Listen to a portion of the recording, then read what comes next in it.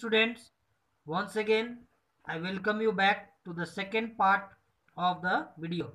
In the previous video I told you about producer and consumer. Now we will be discussing about decomposer.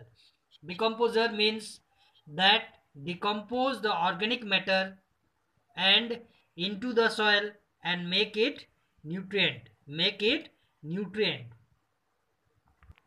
Microorganisms are termed as decomposer because what they do, they convert all this organic matter into compounds or minerals. Now this compound that has been mixed by the microorganism is directly absorbed by the plant from the soil. These decomposer, what they do, they decompose all the organic matter into the soil and it makes the soil more nutritive, and this nutrient is absorbed by plant directly from the soil.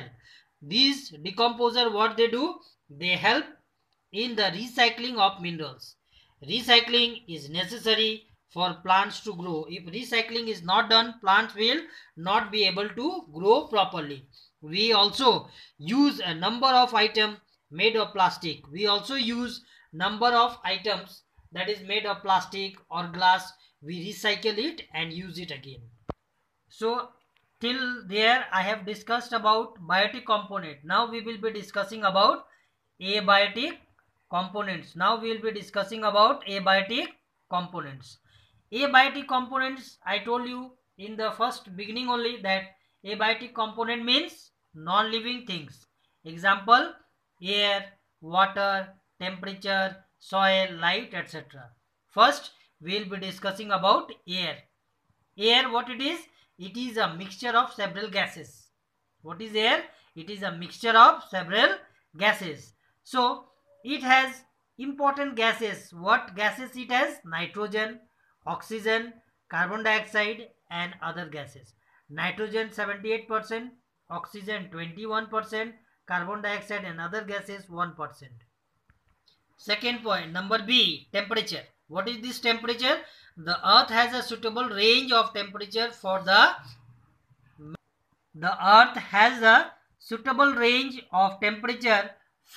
maintenance of life. Organisms develop special physiological feature in order to adapt themselves. Now each and every organism, what they do, they develop a physiological feature inside them so that they can adjust themselves to that particular environment. The temperature of a place is measured with a thermometer. C. Number C is soil. What is soil? Soil is the uppermost part of the earth crust. What is soil? It is the topmost layer of the earth crust.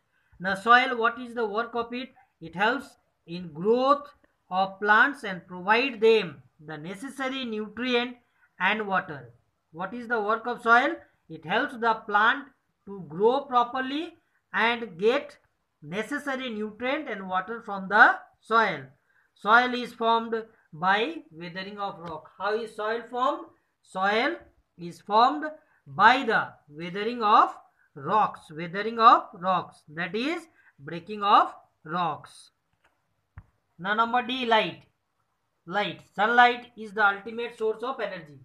When we are talking about energy on earth, sunlight is the main source of energy on earth. Without sunlight, plant would have not grown, rain would have not formed, temperature would have stepped down and life would have perished. Means the life on earth would have finished. So sunlight is very vital for the entire world. Number E, water. Life on earth cannot exist without water. Life on earth cannot exist without water. If water is not there, no life can survive on earth. Human being, plants, animal, all need what? Water. More than 70% of our earth is covered with water. 70% of the earth is covered with water, but a small fraction of water is available for our use. Now, very small fraction, that is 1%. Out of 100, 1% only water is available in the form of fresh water that can be used by us. We also get water in the form of what?